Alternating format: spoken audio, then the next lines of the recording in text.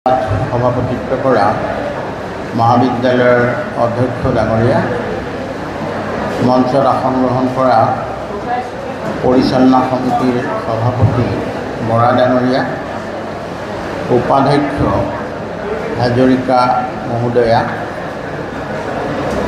ইয়াত উপস্থিত প্ৰাক্তন অধ্যক্ষ অধ্যাপক প্ৰমুখ্যে মহাবিদ্যালয়ৰ কৰ্মৰত অধ্যাপক অধ্যাপিকাসকল, শুভাকাংক্ষীসকল আৰু ছাত্ৰ ছাত্ৰী। প্ৰথমতে আজি যিজন ব্যক্তিৰ সোঁৱৰণত এই স্মাৰক বক্তৃতা অনুষ্ঠিত কৰা হৈছে, তেখেতৰ পবিত্ৰ সোঁৱৰণত মই গভীৰ শ্ৰদ্ধা নিবেদন কৰিছোঁ।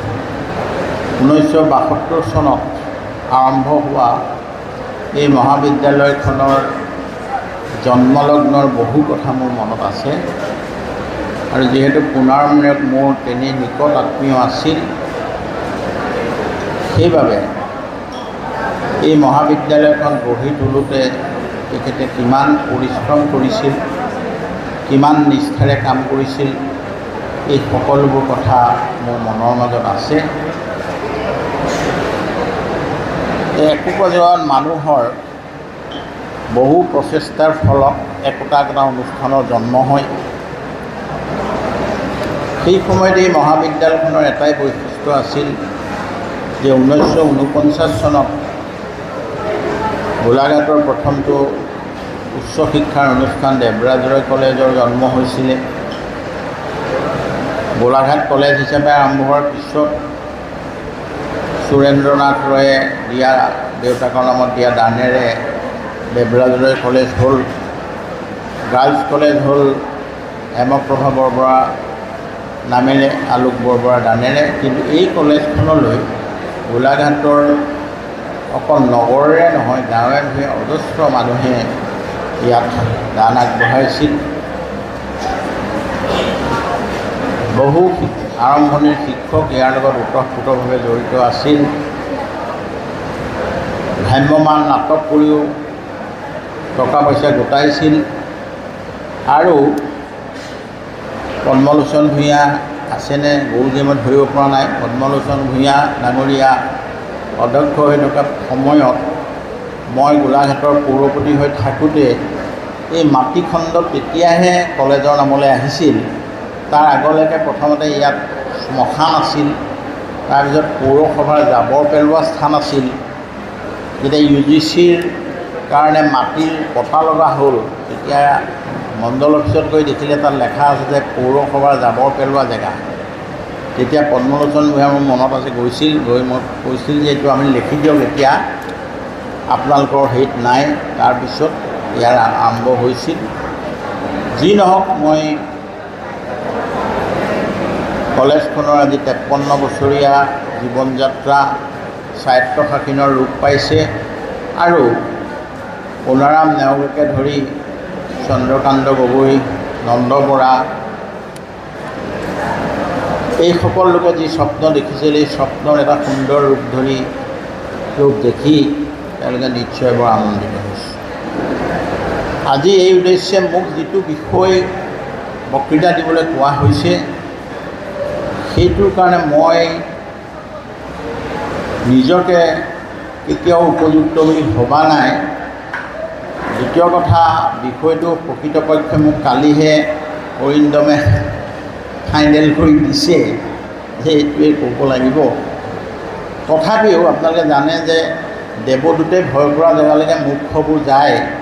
Fools roam in those places where angels fear to tread। এতিয়া মোক তেনেভাৱে আপোনালোকে গ্ৰহণ কৰিব আৰু বক্তৃতাটোৰ জৰিয়তে আপোনালোকে কলেজৰ প্ৰতিষ্ঠা দিৱসৰ স্মৰণ বক্তৃতাত আগতে বহু ব্যক্তি আহিছে, সেইসকলৰ লগত তুলনা কৰি বিচাৰ নকৰিবলৈ মই অনুৰোধ জনাইছোঁ। যে আজি মোক যিটো বিষয়ৰ ওপৰত বক্তৃতা দিবলগীয়া হৈছে, সেই বক্তৃতাটোৰ শেষ হ'ব জুবিন গাৰ্গেৰে। মই শংকৰদেৱৰ লগত জুবিন গাৰ্গৰ সম্পৰ্ক এটা টানিব খুজিছোঁ।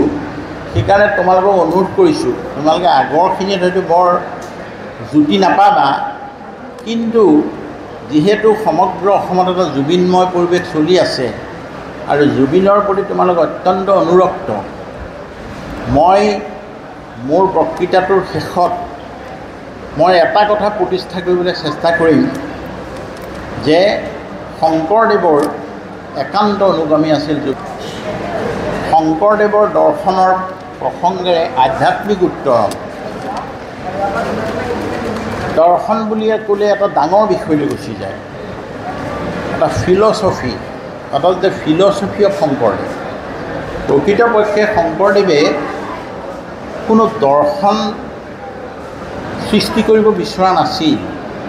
শংকৰদেৱৰ মূল উদ্দেশ্য আছিল যে সৰ্বসাধাৰণ মানুহক ধৰ্মৰ জৰিয়তে সংস্কৃতিবান এইখিনি মানুহ গঢ়ি তোলা।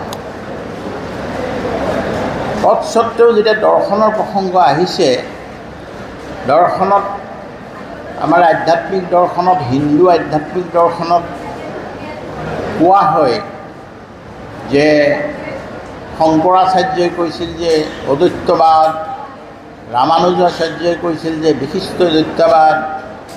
আমাৰ যিসকল ডাঙৰ ডাঙৰ পণ্ডিত সেইসকলে মাজে মাজে শংকৰদেৱক অদ্বৈতবাদ বুলি কয়, মাজে মাজে বিশিষ্ট দ্বৈতবাদ বুলি কয়। অদ্বৈতবাদ শব্দটোৰ অৰ্থ যে শংকৰাচাৰ্যই কৈছিল যে ব্ৰহ্ম সত্য জগত মিথ্যা। ব্ৰহ্ম বুলিয়ে যে মই ব্ৰহ্ম সম্পৰ্কে তোমালোকক অকণমান সহজ সৰল ভাষাৰে ক'বলৈ চেষ্টা কৰিম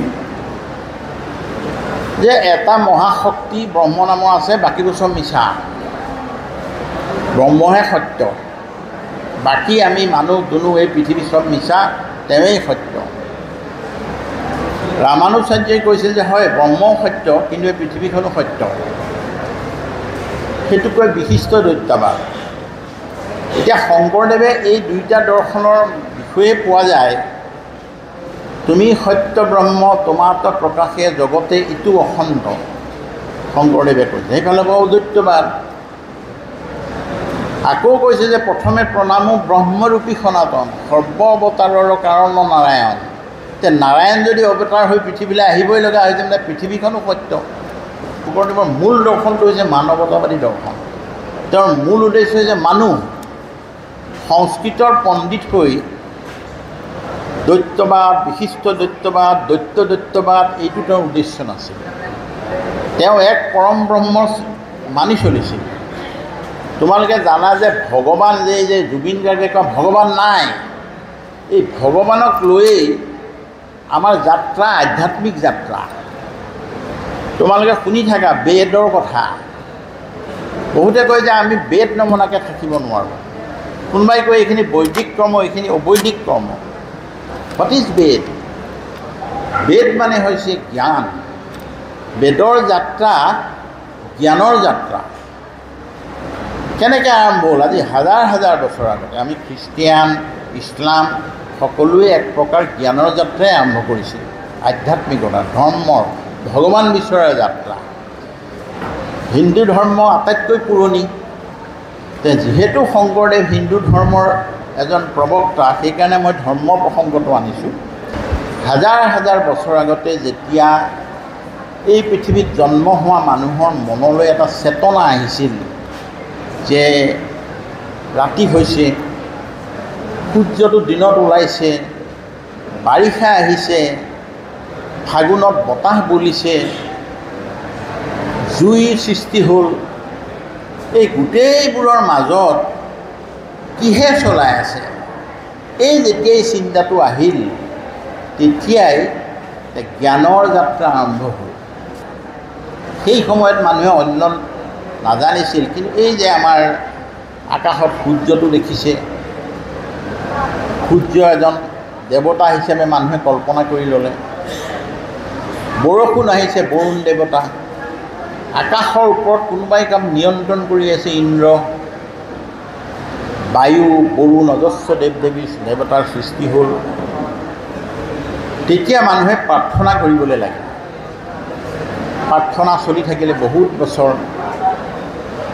আৰু এটা সময়ত এইখিনি মানুহে ভাবিলে যে নহয়, প্ৰাৰ্থনা কৰি থাকিলে আগলৈ কিছু কৰ্ম, যাগ যজ্ঞ, পূজা পাতল এইবোৰ কৰিব লাগিব। এটা নতুন যাত্ৰা আৰম্ভ হ'ল। আৰু শেষ যাত্ৰাটো আৰম্ভ হ'ল ইয়াৰ পিছত। এটা সময়ত মানুহে এই যে মানুহৰ মাজৰ পৰা গৈ অৰণ্যলৈ গ'ল, অৰণ্যৰ পৰা গৈ এনেকুৱা এটা সময়ত তেওঁলোকে ভাবিলে যে সকলোৱে আছে কিন্তু কোনোবাই চলাই আছে ইয়াত। Somebody is controlling the whole universe. এই যিটো যাত্ৰা আৰম্ভ হ'ল, সেই যাত্ৰাই বেদৰ দীঘলীয়া যাত্ৰাৰ অন্তত হ'ল বেদান্ত বা উপনিষদ। বেদৰ এই যে উপনিষদৰ চিন্তা, সেইটোকে কয় এক ব্ৰহ্ম, যে এক মহাশক্তিয়ে সকলোকে চলাব লাগিছে। আমাৰ মানে হিন্দু ধৰ্মৰ বেদৰ হাজাৰ বছৰীয়া যাত্ৰাটোৰ শেষৰ সিদ্ধান্ত হ'ল যাগ যজ্ঞ পূজা পাতল সকলোৱে আছে, দেৱ দেৱী সকলোৱে আছে, মানুহ অসুৰ সকলোৱে আছে, কিন্তু কোনোবাই চলাই আছে। সেইটোৱে হৈছে বেদান্ত দৰ্শন, ফিলচফি অফ বেদান্ত, এক ব্ৰহ্ম। কিন্তু এই ব্ৰহ্মটো নিৰাকাৰ। এই যে ব্ৰহ্মটো কোন, হু ইজ ডেট ব্ৰহ্ম, এই চিন্তাটো শংকৰদেৱৰ দিনত যিটো বৈষ্ণৱ মাৰ্গ, সেই মাৰ্গত গীতাৰ প্ৰসংগ আহিল। তোমালোকে সকলোৱেতো গীতাৰ কথা শুনিছা, শ্ৰীমদ ভাগৱত গীতা। সেয়া হৈছে যুদ্ধক্ষেত্ৰ, কুৰুক্ষেত্ৰ সমৰত অৰ্জুনৰ ৰথৰ সাৰথি যিজন, সেইজন কৃষ্ণই নিজৰ পৰিচয় দি ক'লে,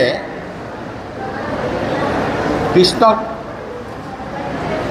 শংকৰদেৱৰ যে কৃষ্ণজন, এইজন হৈছে গীতাৰ কৃষ্ণ। শংকৰদেৱক মই এটা কথা ক্লিয়াৰ কৰি থওঁ সকলোকে, যে শংকৰদেৱে নতুন ধৰ্ম একো সৃষ্টি কৰা নাই।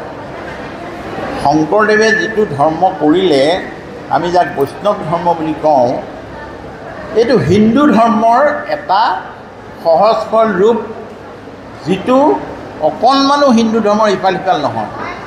কাৰণ বেদৰ যাত্ৰাৰ পৰা ব্ৰহ্মক গ্ৰহণ কৰিছে, আৰু গীতাৰ যেতিয়া কৃষ্ণই ক'লে যদা যদা হি ধৰ্মস্য গ্লানি ভৱতি ভাৰতী অভ্যুত্থান অধৰ্মস্য পৰিত্ৰাণায় সাধুনাম বিনাশায়সু দুষ্কৃত্যম ধৰ্ম সংস্থাপনাৰ্থ্যায় ধম্মম, যে কৃষ্ণ সুধিলে, যে অৰ্জুনে সুধিলে তুমি কোননো? মই সেই যে বেদৰ ব্ৰহ্ম, তাৰে এটা ৰূপ লৈ আহিছোঁ ইয়াত। মাজে মাজে মই আহি থাকোঁ, এইবাৰ পূৰা ৰূপত আহিছোঁ, ইন ফৰ্ম আহিছোঁ। যে কৃষ্ণই ক'লে যে তুমি, মইতো সকলো, অহং হি সৰ্বযজ্ঞানাম ভোক্তা চ প্ৰভুৰেৱ চ, ময়েই সকলো যজ্ঞৰে ভোক্তা, ময়েই প্ৰভু। বোলে বাকীবোৰ নাই নেকি? বোলে আছে। যে পন্য দেৱতা ভক্তা যজন্তে শ্ৰদ্ধান্বিতা তেপি মামেব যজন্ত বিধিপূৰ্বকম।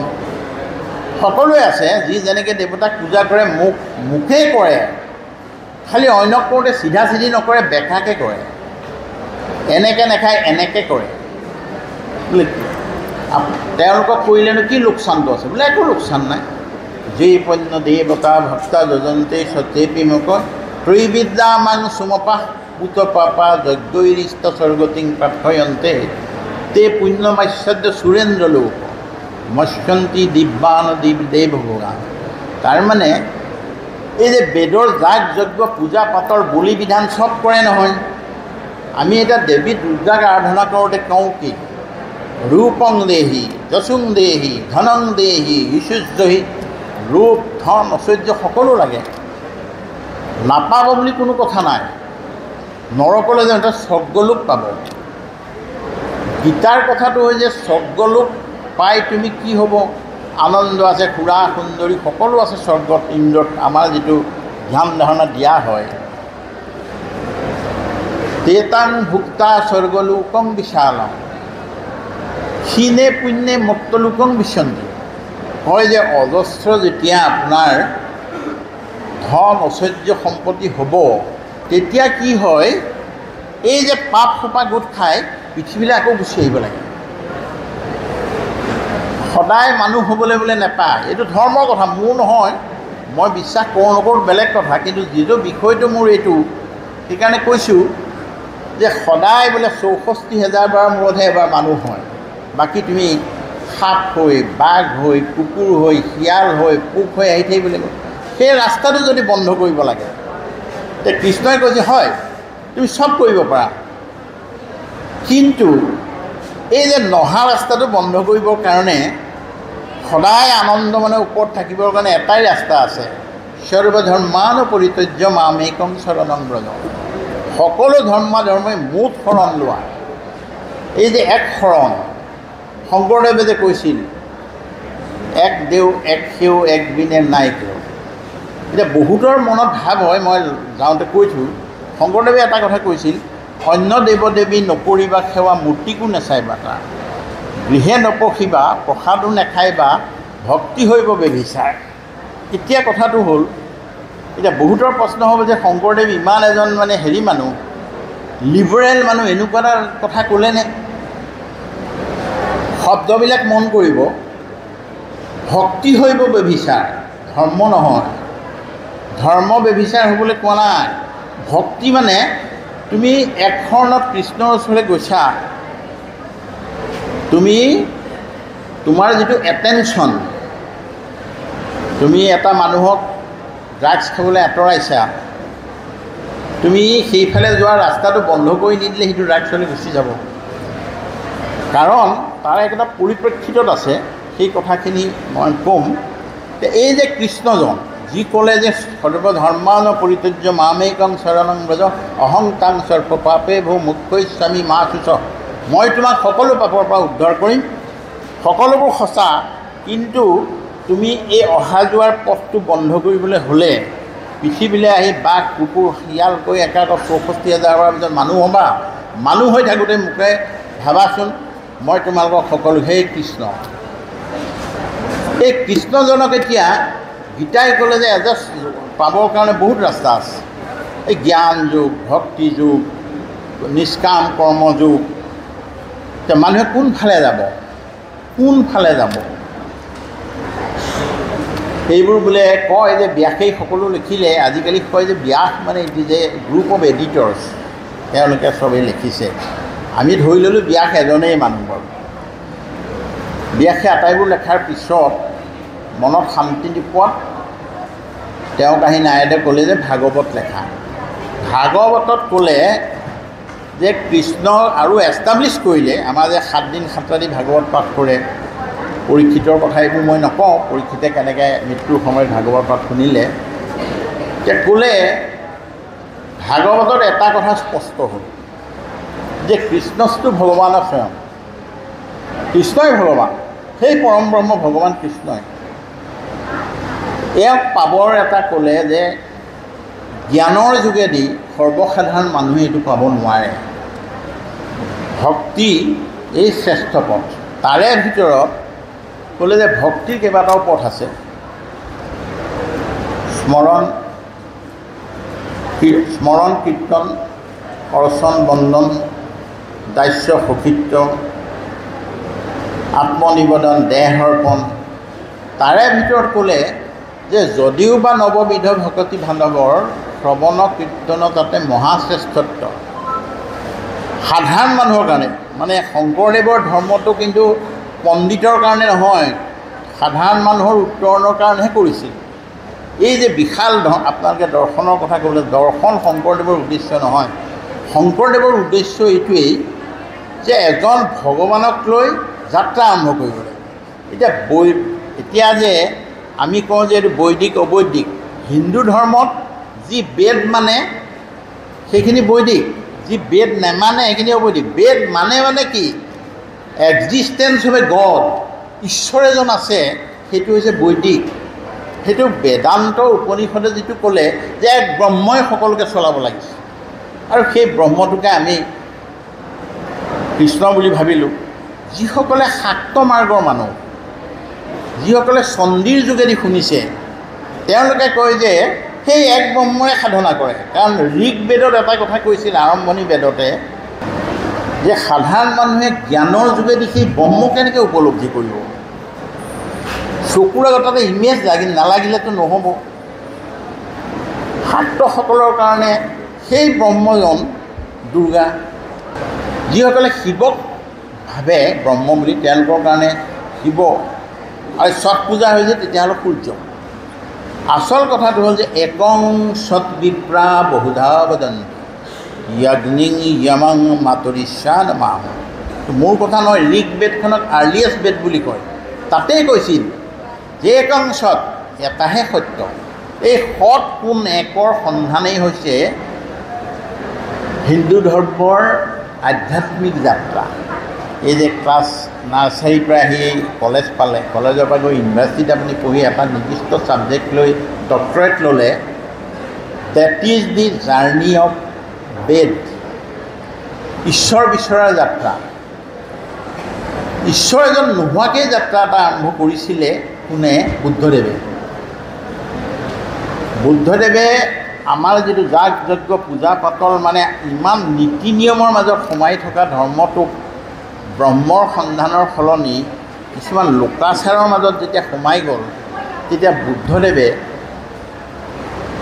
খ্ৰীষ্টপূৰ্ব আগতে, বহুত বছৰ আগতে ক'লে যে ঈশ্বৰ এজন কেলৈ লাগিছে? ঈশ্বৰ এজনক আকৌ কোনে সাব্য কৰিছে? বেদে। কাৰণ বেদৰ যাত্ৰাতহে বেদান্তত ঈশ্বৰ এজনৰ তত্ত্ব ওলাল।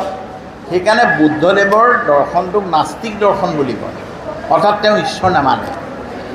কিন্তু ভাৰতবৰ্ষত বুদ্ধদেৱ পপুলাৰ হ'ব নোৱাৰিলে। অসমতো আপোনালোকে যদি কীৰ্তন পঢ়ে ভালকৈ তাত পাব, বুদ্ধ অৱতাৰে বেদ পথ কৰি চন্ন, বামানয় শাস্ত্ৰে মহি আছা সৰ্বজ, নিচিন্তে চৰণ নাম নলয়ে তোমাৰ সদায়ে প্ৰমত্ত লোক পাখণ্ড আচাৰ, কলিৰ শেষত হৈব কল্কি অৱতাৰ, কাটি মাৰি ম্লেচ্ছক কৰিব বন্দামাৰ, সবাকো মাৰিবা যত বৌদ্ধগণ আছে, কলিৰ শেষত সত্য প্ৰত্যভাৱ আছে।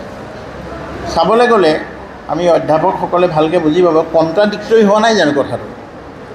এফালে কৈছে মৎস্যকুম্ভ নৰসিংহ বামন পৰশুৰাম হলিৰাম বৰাহ শ্ৰীৰাম, বুদ্ধ কল্কি নামে দশ আকৃতি ধৰিছা কৃষ্ণ তজুপয়ে কৰ ঘটনা। এফালে কৈছে আকৌ সবাকো মাৰিবা যত বৌদ্ধগণ আছে। অৰ্থাৎ শংকৰদেৱক এতিয়া বুজিবলৈ হ'লে সেই সময়ৰ সমাজখনলৈ গুচি যাব লাগিব। সেই সমাজখনক তান্ত্ৰিক লোকাচাৰেৰে ভৰি পৰিছিল। ধৰ্মৰ নামত মদ, মাংস, অবাধ যৌনাচাৰ এইবোৰ ধৰ্মৰ অংশ হৈ পৰিছে। তেনেকুৱা এটা পৰিৱেশত বৌদ্ধ ধৰ্মৰ নিচিনা এটা বিশাল ধৰ্মৰো অৱক্ষয় ঘটি তান্ত্ৰিক ব্ৰজযানী পন্থাৰ আৰম্ভ হৈছিল। তেওঁলোকেও তান্ত্ৰিক ব্ৰজযানী কৰিছিল। মানে শংকৰদেৱৰ সন্মুখত দুটা যুদ্ধ আছিল। এটা হৈছে শাক্ত ধৰ্মৰ যিটো তান্ত্ৰিক ৰূপ, মানুহ বলি দিয়া ৰূপ,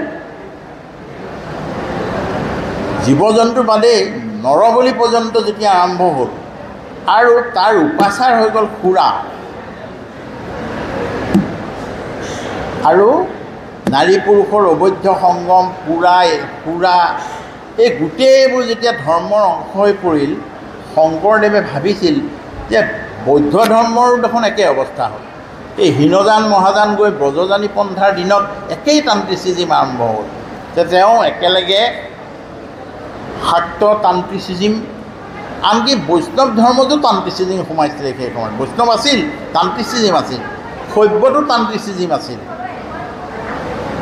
এই যুদ্ধখনত তেওঁ সেইকাৰণে, ইতিমধ্যে আপোনালোকে জানে যে হিন্দু ধৰ্মৰ এটা বিপৰ্যয়ো আহিছিল, যে এই যে পুৰোহিত কেন্দ্ৰিক এখন সমাজ হ'ল, ওচৰ চাপিব নোৱাৰা হ'ল মানুহ, কাষ্ট ডিভিজনে গোটেই জাত কুলৰ সৃষ্টি কৰিলে, যে বহুত মানুহ অন্য ধৰ্মলৈ আৰম্ভ হ'ল। সেইকাৰণে ৭ম শতিকাত দাক্ষিণাত্যত যিটো নৱবৈষ্ণৱ আন্দোলন আৰম্ভ হ'ল, যাৰ সহজ পথৰ সন্ধান, শংকৰদেৱে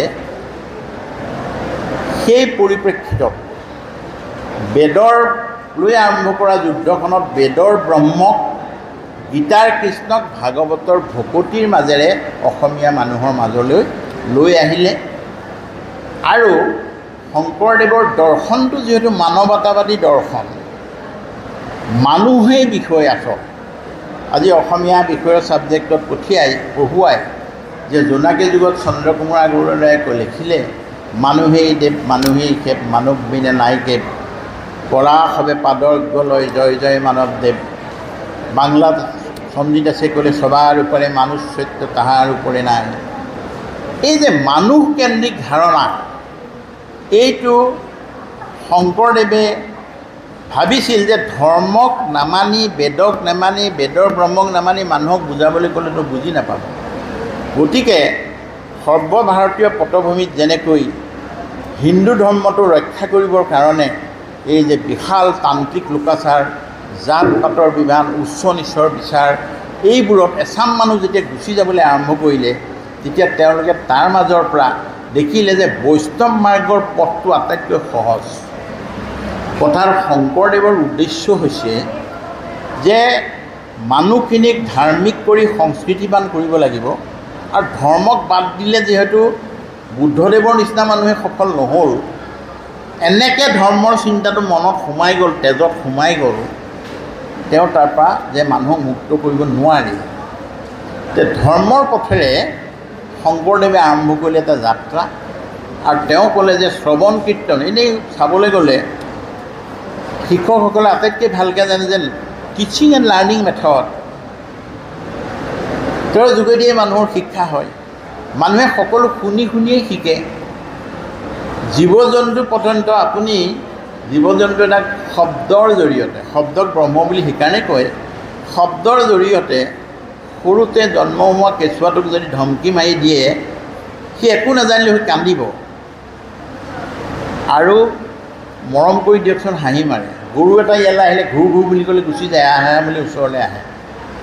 ডেট ইজ শ্ৰৱণ।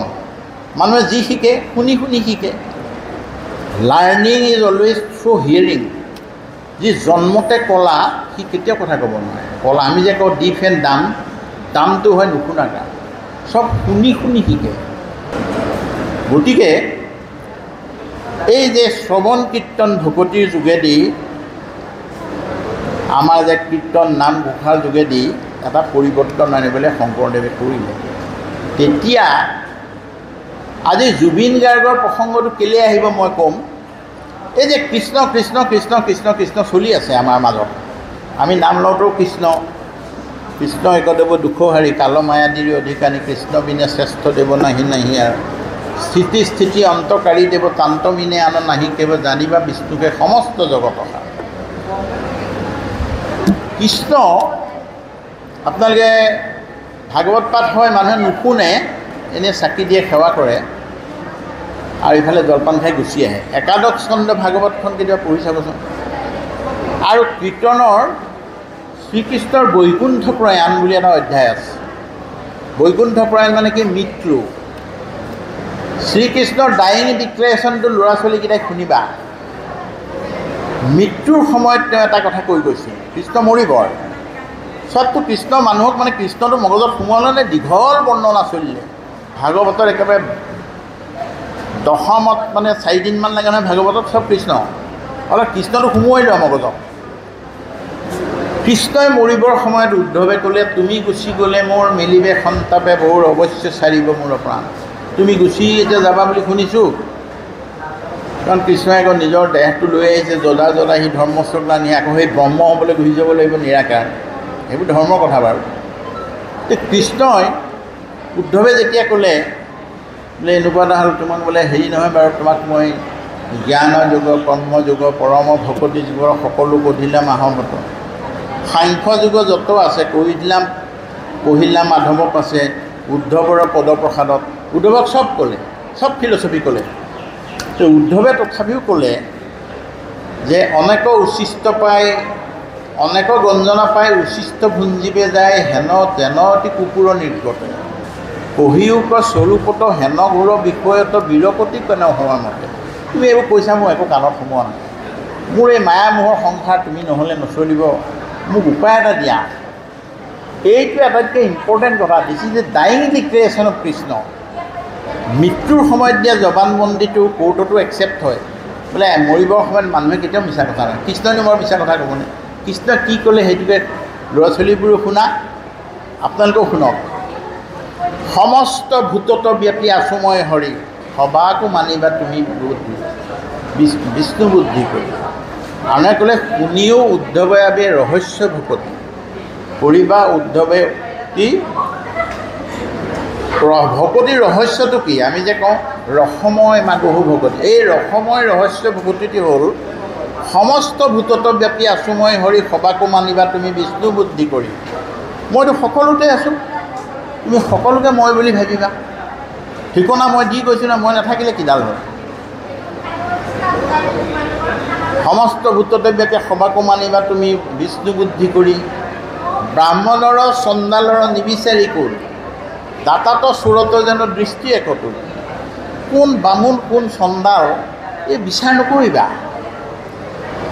কোন দাতা এজন চোৰটোক দাতাৰ স্তৰলৈ একেখন টুল মানে পাল্লা, একেখন পাল্লালৈ সমান কৰিবলৈ চাবাচোন। সাধুত নিচত যাৰ ভৈলা এক জ্ঞান, তাহাকেহে পণ্ডিত বুলিয়া সৰ্বজন। একেবাৰে বোলে প্ৰিন্সিপাল আৰু একেবাৰে ৰাস্তাত কাম কৰি থকা হাজিৰা মানুহটো বেলেগে, তেওঁলোকৰ ষ্টেটাছটো বেলেগ, কিন্তু মানুহ হিচাপে তুমি একে দৃষ্টি কৰিবা। জুবিনে কৈছিল নাই সেইবিলাক? এইটোৱেতো কৰি আছিল জুবিনে। সাধুত নিচত যাৰ ভৈলা এক জ্ঞান, তাহাকেহে পণ্ডিত বুলিয়া সৰ্বজন। বিশেষত মনুষ্য গণত যিটো নৰে, ভাষাটো ভকতীয়া, বিষ্ণু বুদ্ধি বুলি সৰ্বদায় মান্য কৰে। ঈৰ্ষা অসূয়া তিৰস্কাৰ অহংকাৰ হবে নষ্ট হবে তেবে তীক্ষণেতা। তোমাৰতো চবকে যদি ভাবাই এইবোৰ চব মই একেই দেখোন, তুমি মুখে বিচাৰি হৈ যা, মইতো চবতে আছোঁৱেই, মই নহ'লেতো জীয়াই থাকিব নোৱাৰে কোনো, কাৰণ মোৰ মহাশক্তিৰে মই জীয়াই ৰাখিছোঁ। সকলোকে যে মোটেই দেখা, এতিয়া তোমাৰ ঈৰ্ষাও হ'বলৈ, কাৰো ওপৰত ঈৰ্ষা হ'বলৈ নাই, কাৰণ নিজৰ ওপৰত কোনেও ঈৰ্ষা নকৰে। অসূয়া বেলেগ হ'বলৈও ভাৱ নাই, তিৰস্কাৰ কৰিবলৈ একো নাই, অহংকাৰ ময়ে সকলো বুলি ক'বলৈ একোৱেই নাই, নাইকিয়া হৈ যাব। বোলে তোমালোকক সকলোৱে কৈছে যে মুক্তি লাগে, হয় মুক্তিটো মোক বিচাৰিলে পাবা বুলি কৈছোঁ, কিন্তু তোমাক এটা ছিক্ৰেট শিকাই থৈ যাওঁ। বিষ্ণুময় দেখে যিটো সমস্ত জগতে, জীৱন্ত মুকুত হৈ চিৰকাল, যি জীয়াই থাকোঁতেই সকলোকে দেখি বিষ্ণু বুলি দেখিব পাৰে, তাক বেলেগ মুক্তি কেলৈ লাগিছে? জীয়াই থাকোঁতে ইয়াতে পাব। আৰু ভগৱানক বিচৰাৰ শ্ৰেষ্ঠ পথটো কোন? সকলো প্ৰাণীক দেখি বাহা আত্মসম উপায়ৰ মধ্যতো এইটো অতি মুখ্যোত্তম। মুখ্যোত্তম মানে কি? Good, better and best. সকলো প্ৰাণীকে নিজকে বুলি ভাবিবাচোন, ঈশ্বৰক বিচাৰ তাতকৈ আৰু ডাঙৰ পথ নাই। ক'লে নেকি কৃষ্ণই যে মোৰ প্ৰকাণ্ড একদম কৃষ্ণ মন্দিৰ এটা বনাবা, প্ৰকাণ্ড নামঘৰ এটা বনাবা, মানুহৰ মাজত ঈশ্বৰ বিচাৰে? এইটোৰ নামেই মানৱতাবাদ নহয় জানো? এই মাৰ্ক্সে কোৱা মানৱতাবাদ, নেলছন মেণ্ডেলাই কোৱা মানৱতাবাদ, মহাত্মা গান্ধীয়ে কৰা মানৱতাবাদ, মাদাৰ টেৰেছাই কৰা মানৱতাবাদ, আৰু শংকৰদেৱৰ মানৱতাবাদৰ গীতটো ভূপেন হাজৰিকাই গালে পৌৰৱ চনৰা শুনি, we are in the same boat brother. আৰু শংকৰদেৱে তেতিয়াই ক'লে, নাহি ভকতিত জাতি অজাতি বিচাৰ, হৰি ভকতিতে সমস্তৰে অধিকাৰ। আমাৰ পুৰোহিত কেন্দ্ৰিক যিটো ধৰ্ম, সেইটো অধৰ্ম নহয়, কিন্তু তাত এটা দীঘলীয়া প্ৰচেছ আছে। মাধৱ মহাপুৰুষে কি কৈ গ'ল? নাজানোহো আবাহন, নাজানোহো বিসৰ্জন, পূজা মন্ত্ৰ নাজানো কিঞ্চিত, এতেকে পৰমেশ্বৰ দাস ভৈলো চৰণৰ, মূৰগতি সাধিব উচিত। ধৰ্মটো হৈছে ফৰ দি ডাউন ট্ৰডেন পিপুল, সাধাৰণ মানুহৰ কাৰণে। সাধাৰণ মানুহৰ এই যে আমাৰ মহালয়াত যে দেৱী নামি আহিল, তেতিয়া দেৱীটো প্ৰতিষ্ঠা কৰিব লাগিব। মূৰ্তি চূৰ্তি বনালে আবাহনী মন্ত্ৰ জানিব লাগিব। আহক দেৱী, আমাৰ ইয়াত স্থান লক্ষী। যেনেকৈ আলহী আহিলে আমি গেটলৈ গৈ আহক আহককৈ মাতোঁ, এতিয়া নিৰ্দিষ্ট নিয়ম আছে না। কিন্তু সৰ্বসাধাৰণ হাজিৰা কৰা মানুহটোৱে, কম পঢ়া শুনা মানুহটোৱে কেনেকৈ মাতিব? নাজানোহো আবাহন, নাজানো। এতিয়া দেৱী দশমীতটো বিসৰ্জন দিব লাগিব, তাৰ বিসৰ্জনী মন্ত্ৰ আছে। পূজা মন্ত্ৰ নাজানো কিঞ্চিত, ষষ্ঠীত কি পূজা হ'ব, সপ্তমীত কি হ'ব, অষ্টমীত কি হ'ব, নৱমীত কি হ'ব, উৎপল শৰ্মাই জানিব। আমি নাজানো নহয়, আমি নাজানো। যে নাজানোহো আবাহন, নাজানোহো বিসৰ্জন, পূজা মন্ত্ৰ নাজানো কিঞ্চিত, এতেকে পৰমেশ্বৰ দাস ভৈলো চৰণৰ, মূৰগতি সাধিবে উচিত। এতিয়া মই একো নাজানো, নিজকে সমৰ্পণ কৰি দিছোঁ। আগতে আমাৰ পৰিবাৰবোৰে স্বামীৰ ওচৰত শৰণাপন্ন আজিকালি নকৰে বাৰু, আজিকালি ওলটাই কৰিব লগা হ'ল।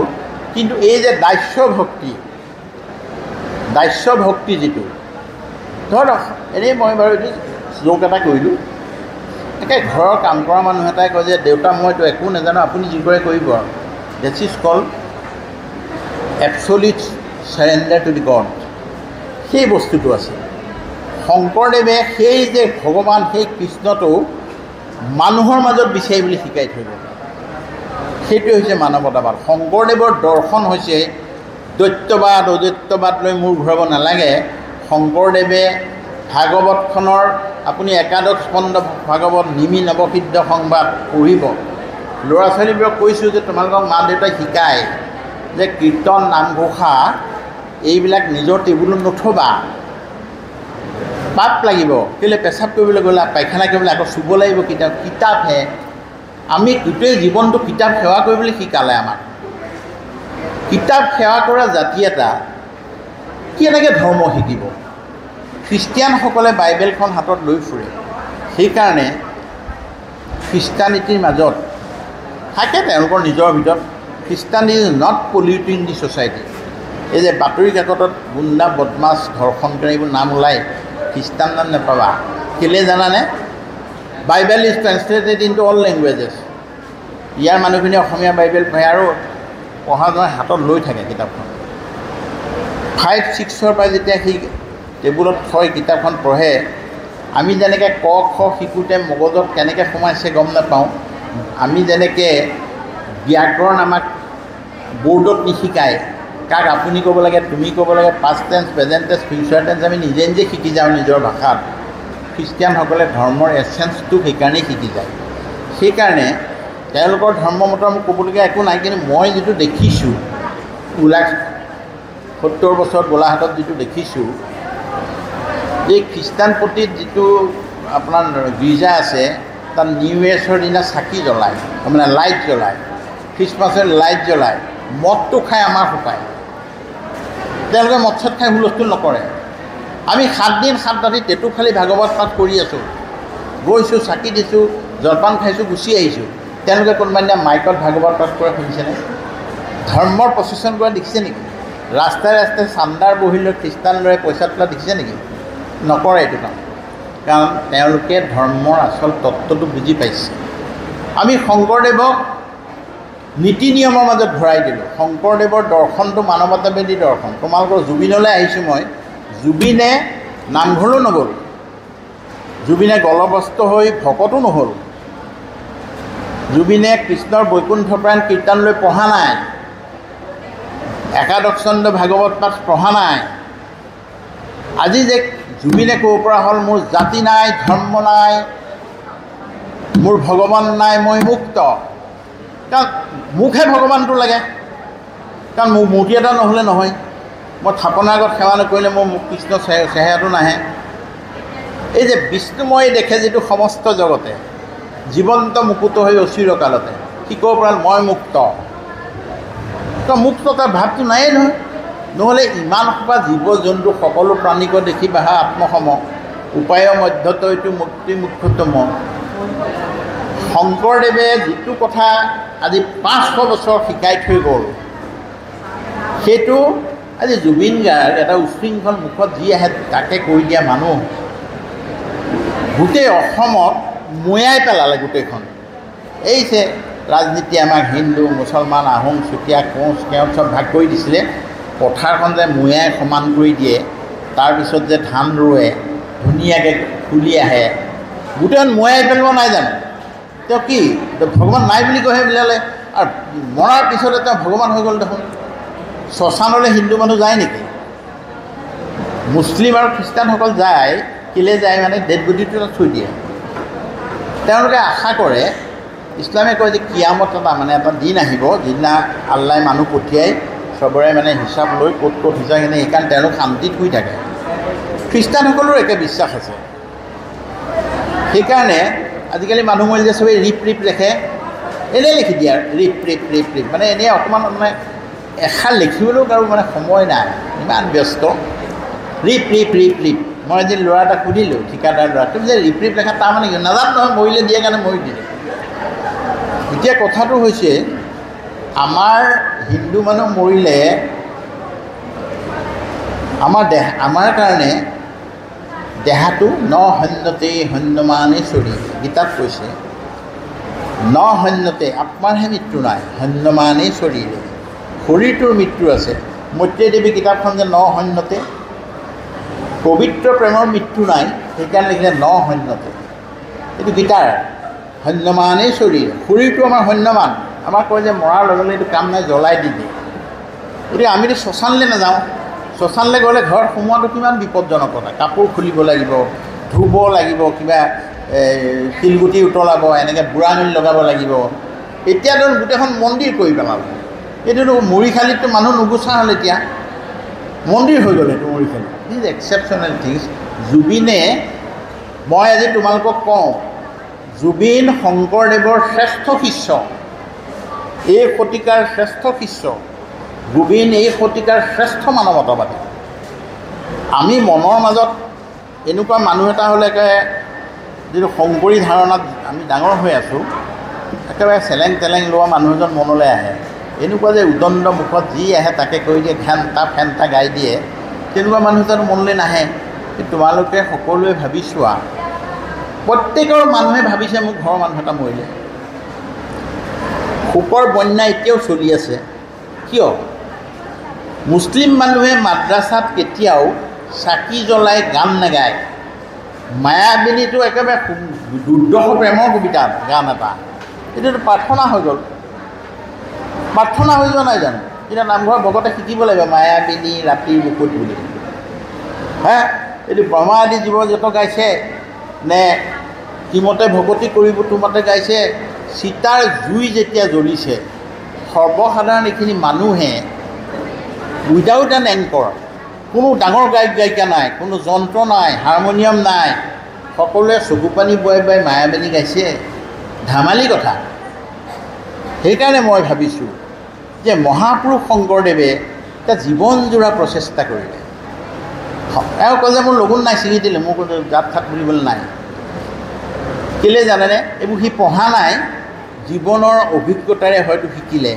বৰ্ণাশ্ৰম ধৰ্ম যিটো যাৰ যেন বিধি আছে, তাতেহে কেৱল অধিকাৰ। হৰিনাম কীৰ্তনত নাহিকে নিয়মকো, এতেকেহে ধৰ্মৰ মাজে। বৰ্ণাশ্ৰম ধৰ্মত বহুত নীতি নিয়ম আছে। কৃষ্ণই গীতাত কৈছিলে, গীতা স্বয়ং গীতাতে কৈছিলে, এইবোৰ শংকৰদেৱে নতুনকৈ কোৱা কথা নহয়। চাতুৰ্বৰ্ণ ময়া সৃষ্টং গুণ কৰ্ম বিভাগ আছে। মই গুণ আৰু কৰ্ম মতেহে চাৰিটা বৰ্ণ তৈয়াৰ কৰিলোঁ। এতিয়া বামুণৰ ঘৰত জন্ম হ'লে সি বোলে দুৰ্ঘৰ মদাহী, সি বামুণেই হ'ব। সুদীৰৰ ঘৰত জন্ম হ'লে সি বোলে কৃষ্ণকান্ত সন্দিকৈ, সেইখিনি সুদীৰ হৈয়ে থাকিব। দিছ ৱাজ নট দি ছিষ্টেম। এইটো মই কোৱা কথা নহয়, এইটো গীতাত কোৱা কথা। চাতুৰ্বৰ্ণময়া সৃষ্টং গুণ কৰ্ম, গুণ আৰু সেইকাৰণে বিশ্বামিত্ৰ ক্ষত্ৰিয় বা ব্ৰাহ্মণ হ'ব পাৰিলে। মই ডাক্তৰ, মোৰ ল'ৰা ছোৱালী এটাও ডাক্তৰ নহয়, আৰু কোনোবাই যদি তেওঁলোকক ডাক্তৰৰ দৰৱ খুজিবলৈকে মৰিলেহে। আমাৰ এই ব্যৱস্থাটো চলি থকাৰ কাৰণে এই যে ধৰ্মীয় বিভাজনবিলাক, জাতভিত্তিক বিভাজন, ধৰ্মভিত্তিক বিভাজন, যিটোৰ সুবিধা লৈ থাকে আমাৰ ৰাজনীতিজ্ঞসকলে ভোট পাবৰ কাৰণে, আমিতো মানুহ নহয়, ভোটাৰ হৈ গ'লোঁ চব। গতিকে শংকৰদেৱৰ প্ৰসংগটো এইকাৰণে আনিছোঁ যে শংকৰদেৱে এইটো বিচৰা নাছিল। শংকৰদেৱে হিন্দু ধৰ্মই কৰিছিল, অন্য কোনো ধৰ্ম কৰা নাই। শংকৰদেৱে হিন্দু ধৰ্ম ৰক্ষা কৰিব খুজিছিলে। কেলে? এটা সহজ সৰল পথ, যাতে এই দুখীয়া দুখীয়া মানুহবোৰ অন্য ধৰ্মলৈ গুচি নাযায়। আৰু শংকৰদেৱৰ ধৰ্মৰ মূল আদৰ্শটো যে মানৱতাবাদ।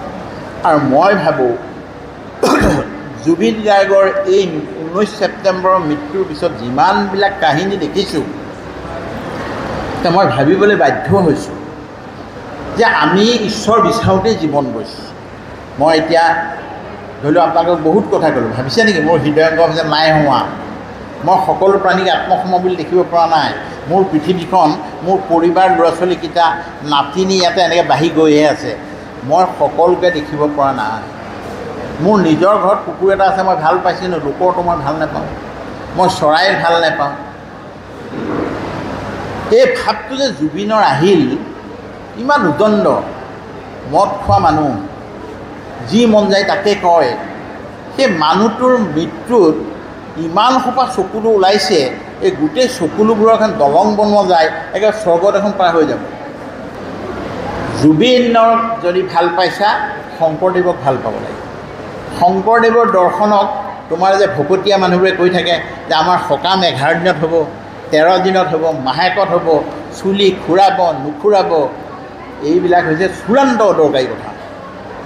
এইবোৰ ৰিচুৱেলছ, লোকাচাৰ ধৰ্ম নহয়। আধ্যাত্মিকতা হৈছে মানৱতাবাদ। হিন্দু ধৰ্মই কৈছে বসুধৈৱ কুটুম্বকম, গোটেই পৃথিৱীখন তোমাৰ আপোন। ইয়াতকৈ ডাঙৰ শব্দ কিবা আছে নেকি? আমি যদি শংকৰদেৱক মানো, আমি যদি হিন্দু ধৰ্মৰ সেৱক, আমি যদি বেদ মানো, তেতিয়াহ'লে আমাৰ মূল সত্যটো হৈছে শংকৰদেৱে সেই যিটো কৈছিল বসুধৈৱ কুটুম্বকম, গোটেই পৃথিৱীখনটো তোমাৰ আপোন। অসমৰ মানুহৰ বিশ্ববিদ্যালয়ে জুবিন গাৰ্গক ডক্টৰেট দিলে। Pursuit of God in all creature with special reference to human beings, এই বিষয়ৰ ওপৰত ডক্টৰেট দি শ্ৰেষ্ঠ ছাত্ৰ আৰু শ্ৰেষ্ঠ মানৱতাবাদী হিচাপে অসমৰ মানুহে তেওঁক স্বীকৃতি দিলে।